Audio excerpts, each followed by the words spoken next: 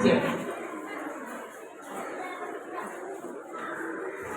morning, everyone. Respected principal, teachers, and all my dear friends. Today I am going to tell a story, 1 minute story. Once upon a time,